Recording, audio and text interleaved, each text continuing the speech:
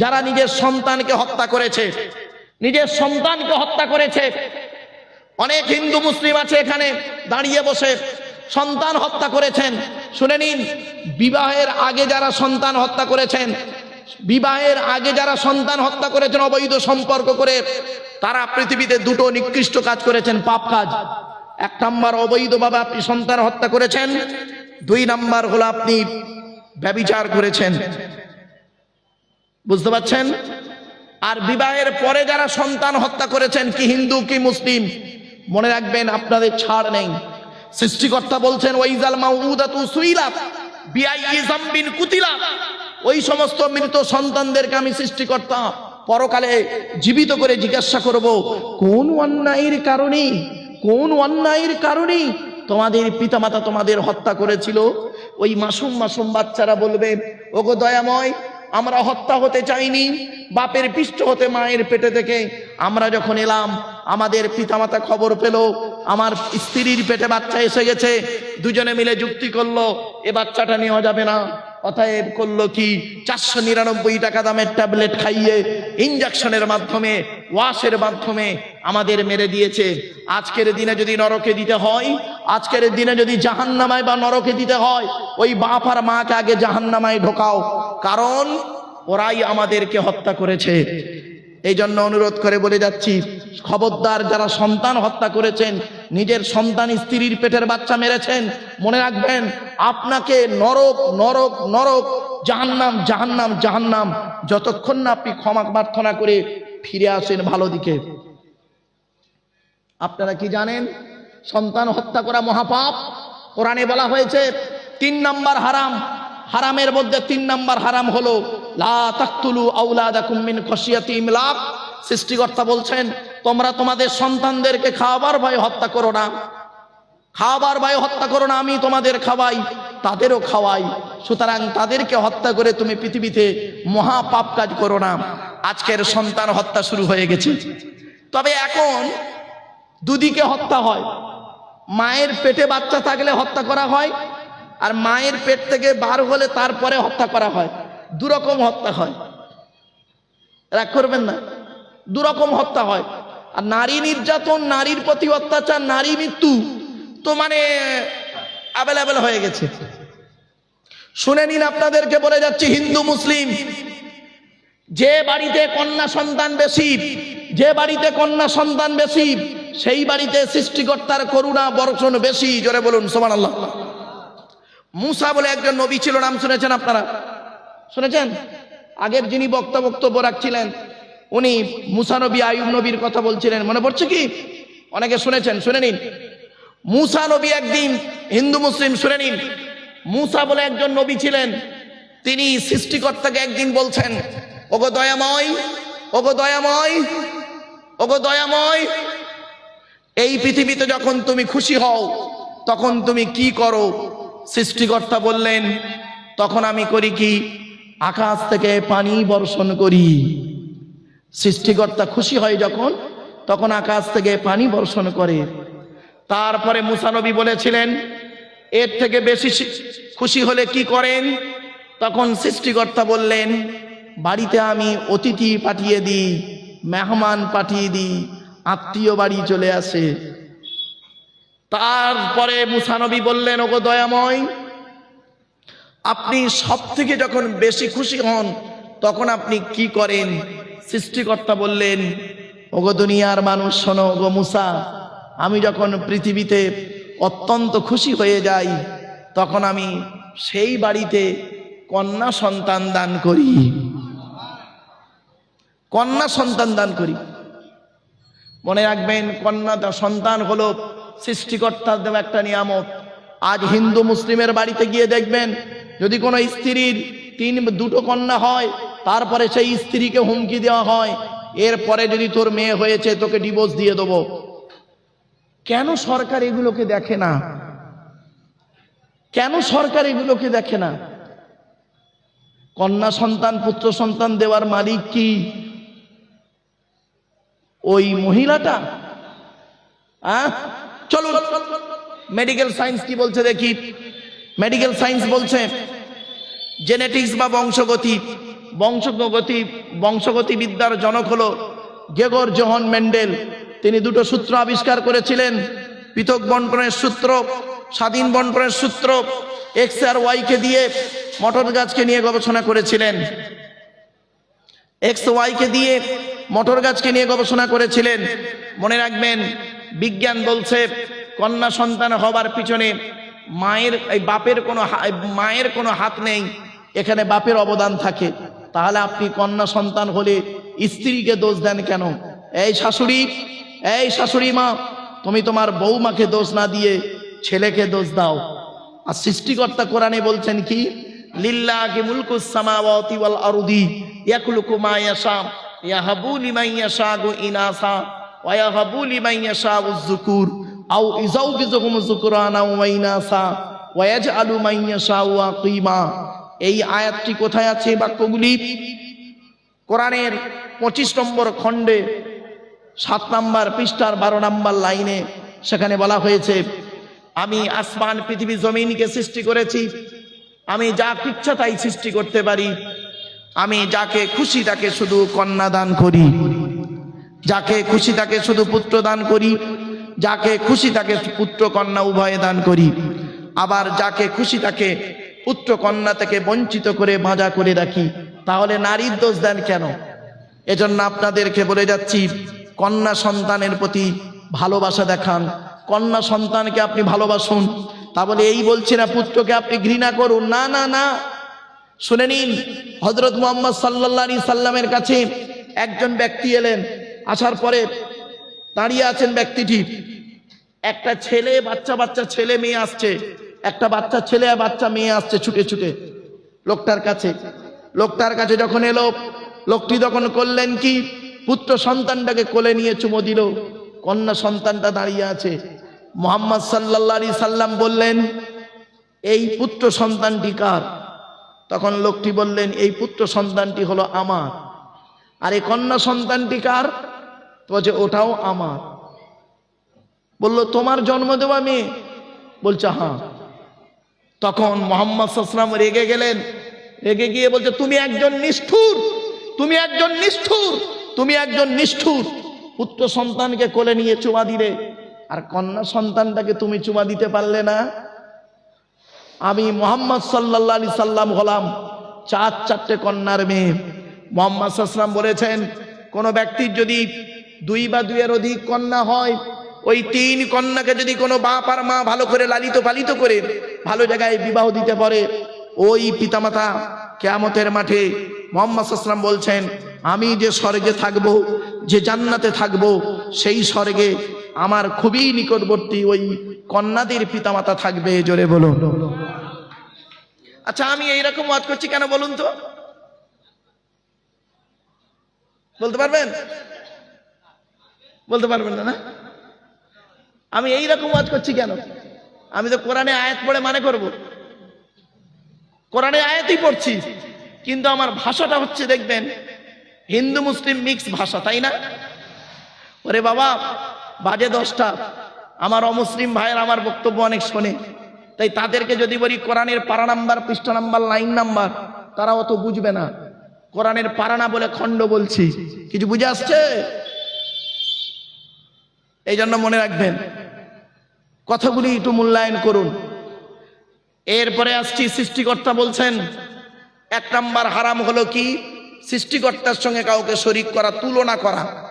হিন্দু মুসলিম সকলকে বলে যাচ্ছি, সৃষ্টিকর্তার সঙ্গে কাউকে তুলনা করবেন না, কাউকে তুলনা, কোনো দিকে তুলনা করবেন না, কোনো ব্যক্তিকে নয়, কোনো বস্তুকে নয়। সৃষ্টিকর্তা হলেন একক, অল্লং সৃষ্টং অল্লং প্রোডাম ব্রহ্মম, আল্লাহই শ্রেষ্ঠ, আল্লাহই পরিপূর্ণ। সুতরাং সৃষ্টিকর্তার সঙ্গে কোনো বস্তুর তুলনা করবেন না, সৃষ্টিকর্তার সঙ্গে কোনো ব্যক্তির তুলনা করবেন না, কোনো দিকের তুলনা করা যাবে না। 2 নাম্বার হলো পিতামাতার অবাধ্য হবেন না, গালিগালাজ করবেন না। আপনারা জানেন, একটা ছোট্ট কথা আপনাদের বলি, মুসলিমদের কবরে দিলে আপনারা শুনেছেন, মুসলিমদেরকে 3টে প্রশ্ন করা হবে, মান রব্বুকা, মান নাবিয়ুকা, ওয়া মা দীনুকা, তাই তো নাকি? তোমার রবকে, তোমার নবীকে, তোমার দিন কি? আচ্ছা, মুসলিমদের কি আলাদা একটা প্রশ্ন করা হবে নাকি? মা সিলসিলা তুকা, বলুন বলুন তো, সিলসিলাটা কি? তুই তবলিগ না ফুরফুরা না বেরেলি না জামাতি ইসলামী না আহলে হাদিস, বলবে নাকি? তাহলে কবরে এইরকম প্রশ্ন আপনাকে করা হবে না। কিয়ামতের মাঠে পরকালে যারা উঠবেন, কিয়ামত প্রত্যেককেই তো উঠতে হবে। পরকালে কোনোদিন সৃষ্টিকর্তা প্রশ্ন করবে বুঝি, পৃথিবীতে তবলিগ ফুরফুরা বেরেলি ওয়াহাবি কি ছিলিস? বলবে নাকি? তাও বলবে না। পৃথিবীতে তুই গোল জামা পরেছিস না চেরা জামা পরেছিস, গোল টুপি পরেছিস না লম্বা টুপি পরেছিস, এটা প্রশ্ন করবে? তাও করবে না। তাহলে যে প্রশ্ন আপনার কবরে হবে না, যে প্রশ্ন আপনাকে পরকালে হবে না, সেই প্রশ্নগুলো নিয়ে মারামারি করেন কেন পৃথিবীতে মূর্খের মতো? কয়েকদিন তো বাঁচবে না মুসলমানরা, সেইগুলো মারামারি করেন কেন? গোল টুপি, লম্বা টুপি, চেরা জামা, ফাড়া জামা, এইসব নিয়ে। যে প্রশ্ন আপনার কিয়ামতের মাঠে হবে, কিয়ামতের মাঠে যে প্রশ্নের জবাব আপনাকে দিতে হবে, সেই প্রশ্ন একটু শুনুন তো দেখি, সেই প্রশ্নগুলো শুনুন। পরকালে কিয়ামতের মাঠে আপনাকে দুই ধরনের প্রশ্ন হবে। ক ধরন? দুই ধরন। একরকম প্রশ্ন হবে, একরকম সৃষ্টিকর্তার তরফ থেকে, সৃষ্টিকর্তার তরফ থেকে প্রশ্ন হবে। দু নাম্বার প্রশ্ন হলো মানুষের তরফ থেকে প্রশ্ন হবে। সৃষ্টিকর্তার তরফ থেকে কি প্রশ্ন হবে শুনে নিন। সৃষ্টিকর্তার তরফ থেকে প্রশ্ন হবে, তুই নামাজ পড়েছিলিস, রোজা রেখেছিলিস, জাকাত দিয়েছিলিস, ইত্যাদি ইত্যাদি। তো আপনি বলবেন কি, ওগো দয়াময়, নামাজ মাঝে মাঝে পড়েছি, মাঝে মাঝে ছেড়ে দিয়েছি, এইটুকুই আপনি বলবেন। আপনি ইচ্ছা করলে মাফ করতে পারেন, কারণ আপনি নিজেই বলেছেন আমি সকলের গুনাহ মাফ করব, শিরককারীর গুনাহ আমি মাফ করব না।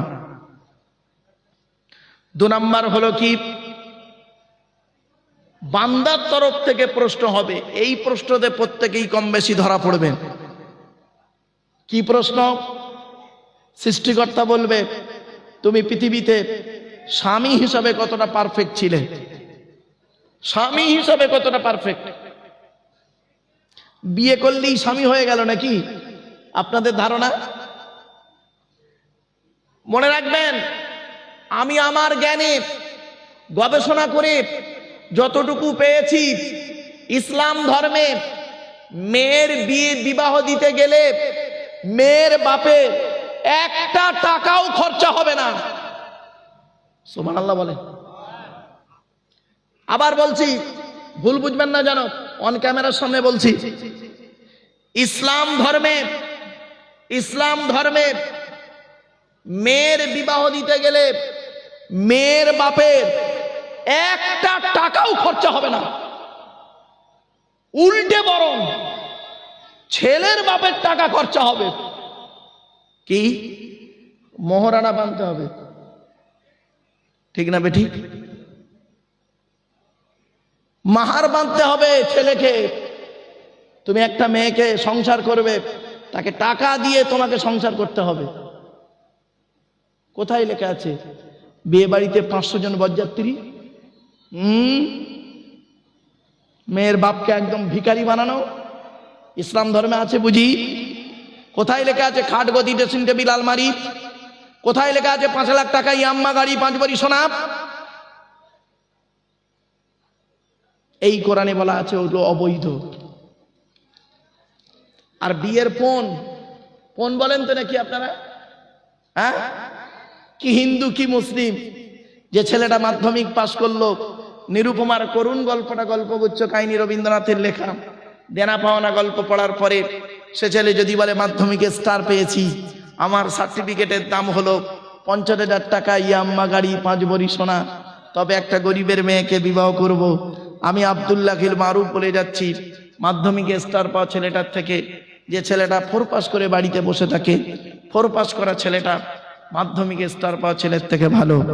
তাই আপনাদের কাছে আমি অনুরোধ করে বলে যাচ্ছি, এই পণ কথা থেকে মানুষকে, মেয়ের বাপকে অন্তত রেহাই দিন। ছেলের বাপেদের কাছে, কি হিন্দু কি মুসলিম, কি হিন্দু কি মুসলিম, ছেলের বাপেদের কাছে আমি করজোড়ে নিবেদন করছি, মেয়ের বাপেদেরকে অন্তত এই কোন কথা থেকে একটু রেহাই দিন। আজকের কত মেয়ের বাপ, কত মেয়ের বাপ তারা কি করছে, মাথার চুল উড়ে যাচ্ছে, কন্যা দায়ে ভিক্ষা করছে। আর তুমি ছেলের বাপ, মেয়ের বাপের টাকায় তুমি দালালতিগিরি করছো। লজ্জা করে না?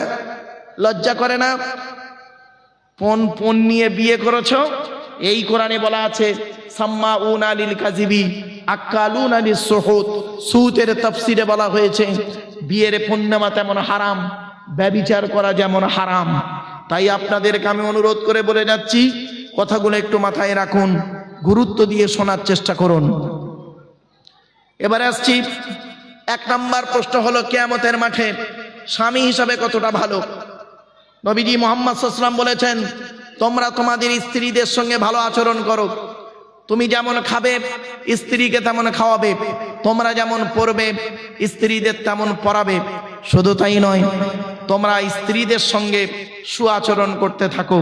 খবরদার স্ত্রীদের সঙ্গে খারাপ আচরণ করো না, স্ত্রীদের গালি দিও না, স্ত্রীদের মারধর করো না। এরপরে নবীজি বলেছেন, তুমি তোমার স্ত্রীকে সুশিক্ষা দান করো, আদবের শিক্ষা দাও, ভাষা শিক্ষা দাও। আমরা তো পুরুষদের শুধু নামাজের তালিম দিই, কই একবারও তো বলিনি স্ত্রীকে নিয়ে তাহাজ্জুদের নামাজটা পড়ি। বাড়িতে গিয়ে করেননি তো কোনোদিন? নিজে তাবারুক নিয়ে বাড়ি গেলেন আর জলসা শুনে বাড়ি গেলেন, স্ত্রীকে কই তো বলেননি কই নামাজ পড়েছে এশার? আপনি তো নিজেই নামাজ পড়েননি, তা আপনার প্রতি আল্লাহর রহমত হবেই কি করে? সৃষ্টিকর্তা বারে বারে বলেছেন।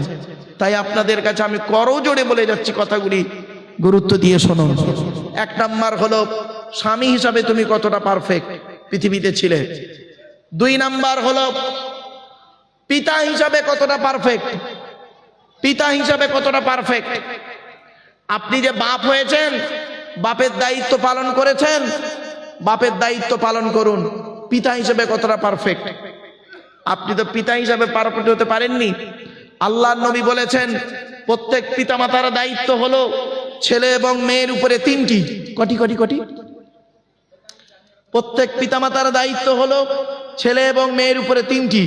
1 নম্বর দায়িত্ব হলো আইয়াকসিনা ইসমাহু, ছেলে মেয়ে জন্মগ্রহণ করলে সুন্দর সুন্দর নাম রাখবে। 2 নম্বর নবীজি বললেন, ছেলে মেয়ে জন্মগ্রহণ করলে কি করবে? তাতে লেখাপড়া শেখাবে, কোরআনের শিক্ষা দেবে। 1 নম্বরের একটু ব্যাখ্যা করে দিই। 1 নম্বরের ব্যাখ্যায় বলা হয়েছে সুন্দর সুন্দর নাম রাখবে, ডান কানে আযান দেবে, বাম কানে একামত দেবে, অর্থ থাকলে আকিকা করবে। আপনি একজন পিতা হয়ে আপনার সন্তানের দায়িত্ব পালন করেছেন কি দেখুন, তারপরে ভাতের আশা করবেন। 2 নম্বরে বলা হয়েছে ছেলে মেয়ে যখন কথাবার্তা বলতে শিখবে তাদেরকে কোরআনের শিক্ষা দেবে, কোরআনের শিক্ষা দেবে। এখানে যত মুসলিম বসে আছেন, রাত 10টা বেজে গেছে মানে আমার অমুসলিম ভাইরা দোকান বন্ধ করে বাড়ির পথে হাঁটা দিয়েছে। মুসলিম ভাইরাই পড়ে আছেন জলসার জন্য বুঝি। চিন্তা নেই, আর কয়েক মিনিটের মধ্যেই তো শেষ হয়ে যাবে আমার বক্তব্য। তারপরেই আমার পরে একজন বক্তা আছেন, তিনি কিছু কথা বলেই শেষ করবেন। এখানে যত পুরুষ বসে আছেন, মুসলিম পুরুষ, যত মুসলিম পুরুষ বসে আছেন, দাঁড়িয়ে আছেন আপনারা, আমার ধারণা বেশিরভাগ পুরুষরা, মুসলিম পুরুষরা কোরআন পড়তে পারে না, ঠিক না বেঠিক? আর বেশিরভাগ নারীরা, মুসলিম নারীরা কোরআন পড়তে পারে, ঠিক না বেঠিক? আচ্ছা, এটা কেন হলো? এটা কেন হলো আপনাদের কাছে? পুরুষরা কোরআন পড়তে পারলো, এই পারে না, আর মহিলারা কোরআন পড়তে পারলো। জলসা তো পুরুষরা দেয়, মহিলারা তো দেয় না, মহিলারা তো চাঁদা দেয়। কত বড় সর্বনাশটা করেছেন শুনে নিন আপনারা। সর্বনাশটা কি শুনে নিন, গুরুত্ব দিয়ে শোনো। যে কোরআন পড়তে পারে না, যে পুরুষ, মুসলিম পুরুষ, যে মুসলিম পুরুষ কোরআন পড়তে পারে না, তার জন্য 6 জন দায়ী। কজন? 6 জন দায়ী। কে কে? 1 নাম্বার, যে নিজে পড়তে পারে না সে নিজে দায়ী। 2 নাম্বার ওর জন্মদাতা বাপ দায়ী, 3 নাম্বার পেটে ধরা মা দায়ী, 4 নাম্বার শ্বশুর দায়ী, 5 নাম্বার শাশুড়ি দায়ী, 6 নাম্বার হলো যারা বিয়ের দেখাশোনা করতে গেছে ওরা দায়ী। যারা বিবাহের দেখাশোনায় গেছেন, আপনারা মেয়েদের দেখাশোনায় গিয়ে কি করেছেন? মুসলিম ভাইরা কি করেছেন? প্রথমে মেয়েটাকে বলেছেন তোমার নাম কি, তোমার বাপের নাম কি, তোমার মায়ের নাম কি, তুমি কোরআন পড়তে পারো? তো মেয়েটা বলেছে হ্যাঁ। আপনি বললেন পড়ো। অত লোকের সামনে মেয়েটার কোরআন পড়া শুনেছিলেন। এবারে মেয়ের তরফ থেকে যখন ছেলেকে দেখতে গিয়েছিলেন, ছেলেকে জিজ্ঞাসা করলেন কি, তোমার নাম কি, তোমার বাপের নাম কি, তোমার ক ভাই বোন, কোরআন তুমি কি ইনকাম করো?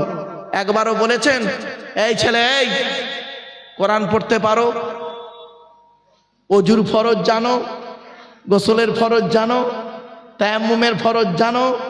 একবারও জিজ্ঞাসা করেননি। এর মধ্যে কি বড় ভুল হয়েছে শুনে নিন। সমাজের একটা মারাত্মক বড় ক্ষতি হয়ে গেছে, মারাত্মক বড় সমাজের ক্ষতি হয়েছে। মেয়ের বাপেদের মাথায় ঢুকে গেছে আমার ছেলে আমার মেয়ে কিছু হোক আর না হোক কোরআন পড়াতে হবে, কোরআন পড়া শেখাতেই হবে। তাই মেয়ের বাপেরা দেখবেন মসজিদের ইমাম, কোথায় মৌলানা সাহেব, কোথায় হাফেজ সাহেব ধরে মেয়েকে কোরআন শেখালো।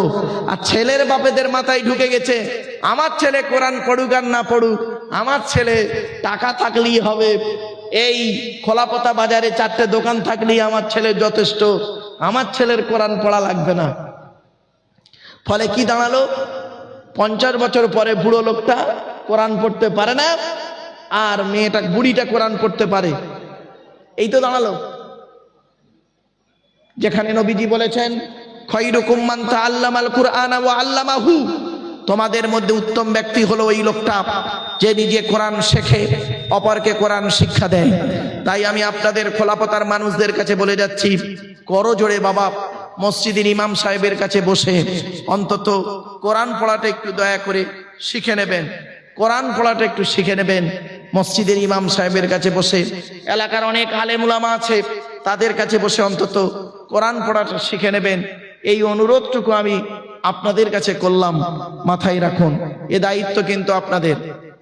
1 নম্বরে নবী বললেন, এবার আসছি কিয়ামতের মাঠে প্রশ্ন হবে। 1 নম্বর পিতা হিসাবে কতটা ভালো, 2 নম্বর এই স্বামী হিসাবে কতটা ভালো, 2 নম্বর পিতা হিসাবে কতটা ভালো। পিতা হিসাবে আলোচনা করতে গিয়ে নবীজির ওই হাদিসটাকে আলোচনা করছিলাম। নবীজি বলেছেন প্রত্যেক পিতামাতার দায়িত্ব হলো ছেলে এবং মেয়ের উপরে 3টি। 1 নম্বর সুন্দর সুন্দর নাম রাখতে হবে। 2 নম্বর ছেলে মেয়ে যখন কথাবার্তা বলতে শিখবে তাদেরকে কোরআনের শিক্ষা দেবে। 3 নম্বর হলো ওয়াইজা বালাগা ওয়াইজাও বিজা হইজা আদরাকা, ছেলে মেয়ে যখন বালক নাবালেগ থেকে সাবালেগ হবে পাত্র পাত্রী দেখে সঠিক সময়ে তাদেরকে বিবাহের ব্যবস্থা করবে।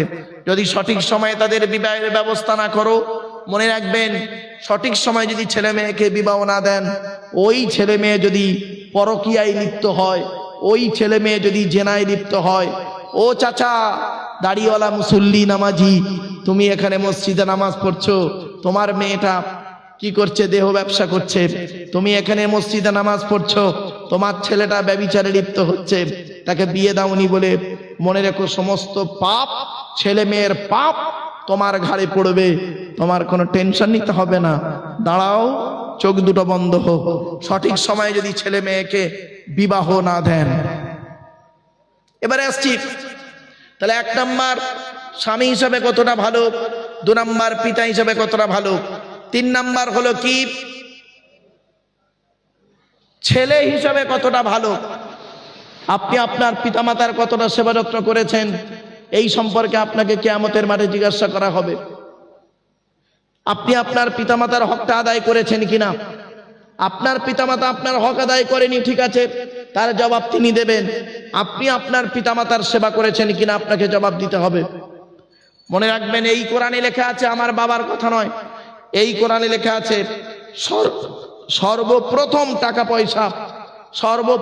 টাকা পয়সা ব্যয় করবে কার পিছনে? বৃদ্ধ পিতামাতার পিছনে। ইয়াসআলুনাকা মাযা ইউনফিকুন কুল মা আনফাকতুম মিন খায়রিন ফালিল ওয়ালিদাইনি ওয়াল আকরাবিন। আল্লাহ পাক বলছেন, নবী তোমাকে ওরা প্রশ্ন করছে টাকা পয়সা কোথায় ব্যয় করলে আল্লাহ খুশি হবে। নবী তুমি বলে দাও, কুল মা আনফাকতুম মিন খায়রিন ফালিল ওয়ালিদাইনি ওয়াল আকরাবিন। নবী তুমি বলে দাও টাকা পয়সাগুলো সর্বপ্রথম তোমরা তোমাদের বৃদ্ধ পিতামাতার পিছনে ব্যয় করবে, আল্লাহ খুশি হয়ে যাবে। বাপের পিছনে পয়সা ব্যয় করেছেন, মায়ের পিছনে পয়সা ব্যয় করেছেন, তা তো করেননি।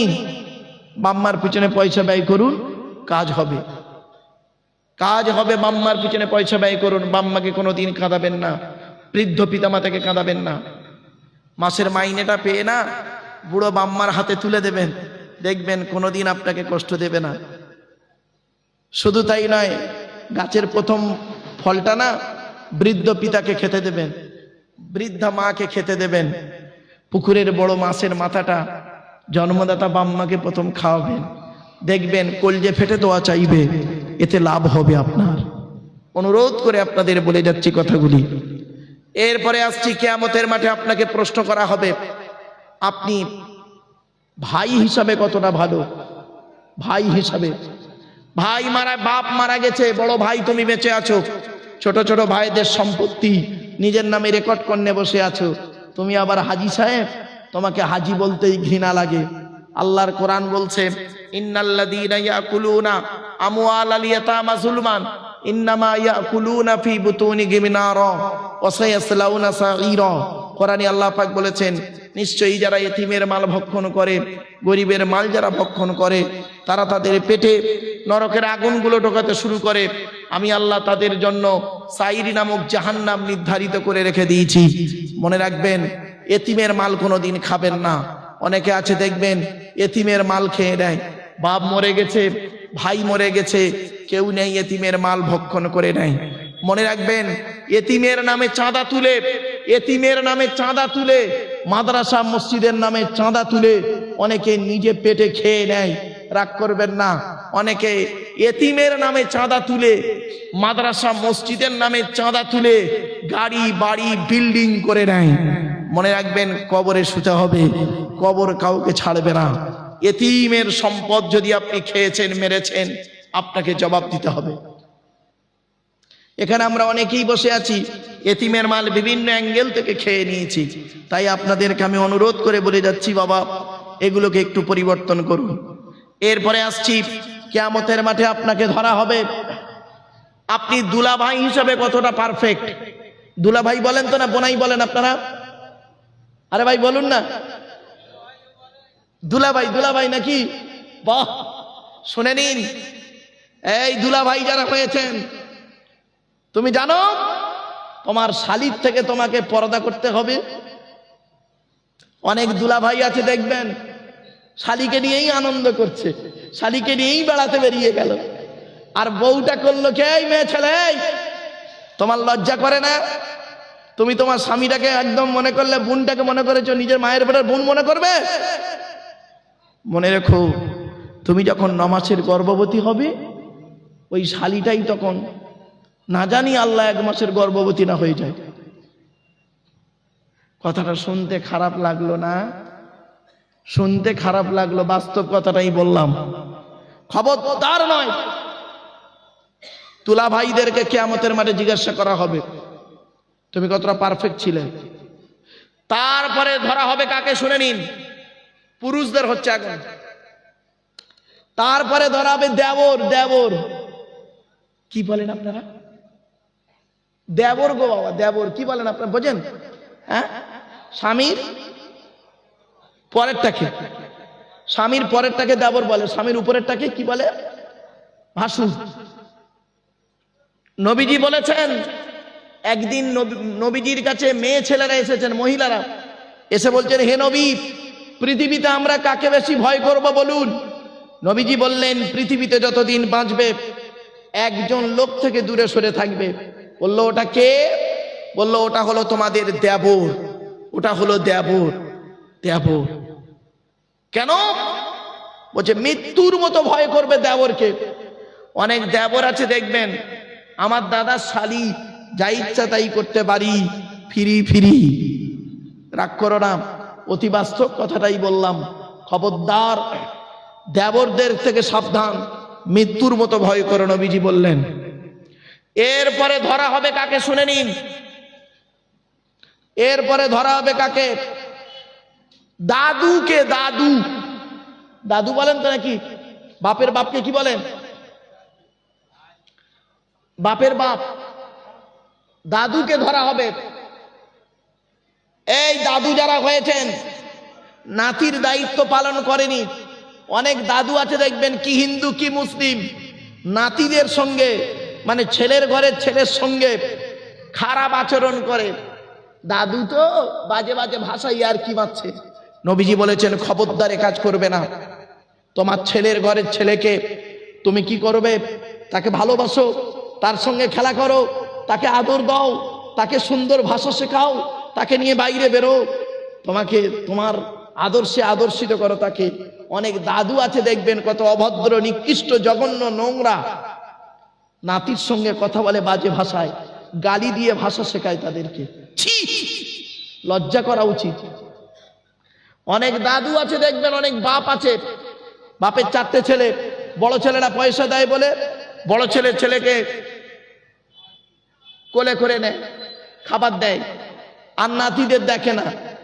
অনেক দাদু আছে দেখবেন, বাপের 4টে ছেলে, মেজ ছেলেটা পয়সা দেয় বলে গোপনে একটা দোকান ছিল খোলাপতা বাজারে, গোপনে মেজ ছেলের নামে লিখে দিল।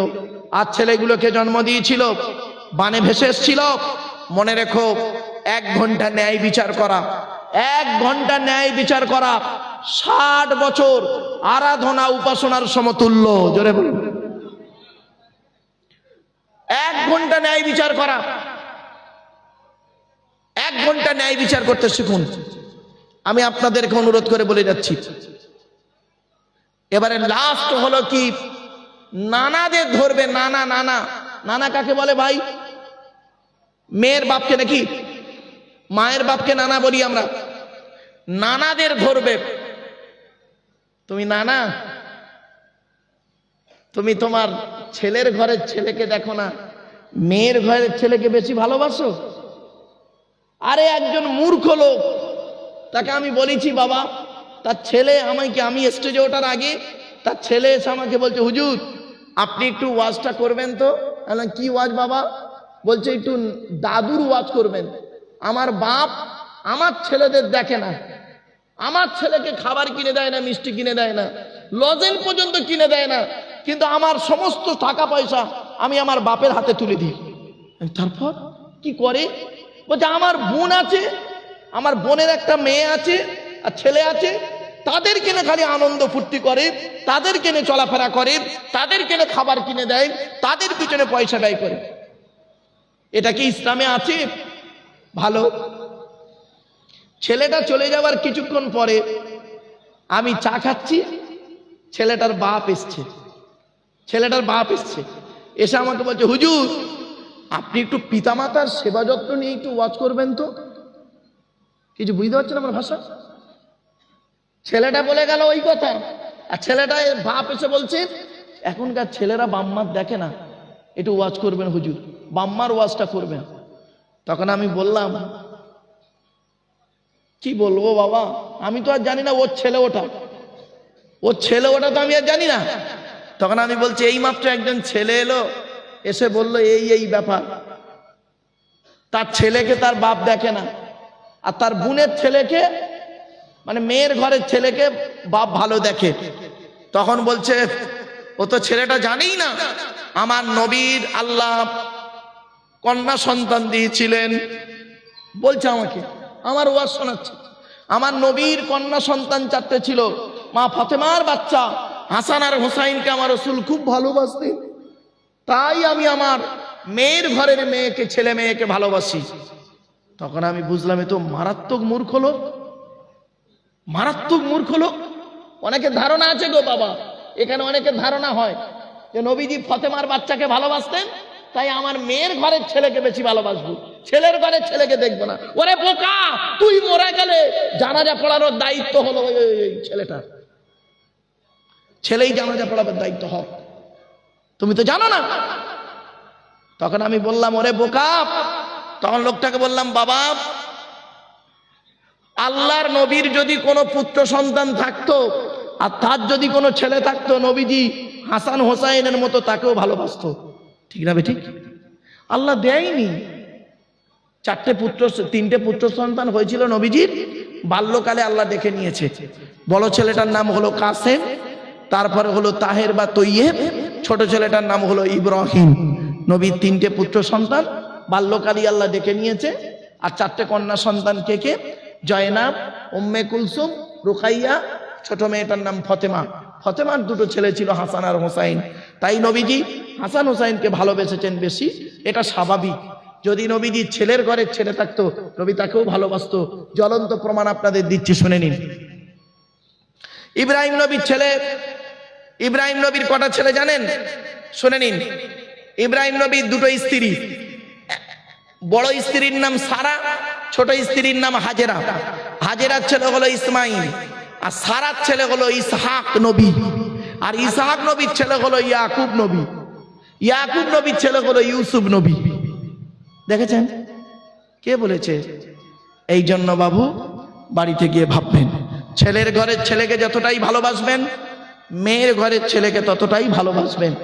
ডানচোখ বাঁচক করবেন, আপনি আল্লাহর কাছে ধরা পড়ে যাবেন। অনুরোধ করে আপনাদের বলে যাচ্ছি, কথাগুলো একটু মাথায় রাখুন। কোথায় আওয়াজ হচ্ছে? ও যাই হোক, এই কথাগুলো কেন আপনাদেরকে বললাম? খুবই গুরুত্বপূর্ণ কথা বাবা, এগুলো বলা খুবই জরুরি বলে মনে করছিলাম, তাই আপনাদেরকে আমি কথাগুলো বলতে বাধ্য হলাম। এরপরে আসছি, আল্লাহ পাক বললেন 10টা হারাম জিনিস নিয়ে কথা বলছিলাম আজকে। 1 নাম্বার হারামের নাম কি? আল্লাহর সঙ্গে কাউকে শরীক করো না, লা তুশরিকু বিহি শাইয়্যাম। 2 নাম্বার হলো ওয়াবিল ওয়ালিদাইনি ইহসানা, পিতামাতার সেবা যত্ন করো। 3 নাম্বার হলো লা তাকতুলু আওলাদাকুম মিন ইমলাক, তোমরা তোমাদের সন্তানদেরকে হত্যা করো না খাওয়ার ভয়ে। এই আয়াতের তাফসীর অন্য আয়াত দিয়ে হয়েছে লা তাকতুলু আওলাদাকুম মিন খশিয়াতি ইমলাক, তোমরা তোমাদের সন্তানদেরকে খাওয়াবার ভয়ে হত্যা করো না। নাহনু নারযুকুকুম ওয়া ইয়্যাকুম, আমি আল্লাহ তোমাদেরও খাওয়াই তাদেরও খাওয়াই। ইন্না কতলাকুম কানা খিতুআন কাবীরা, তাদের হত্যা করা হলো মহাপাপ, গুনাহে কাবীরা।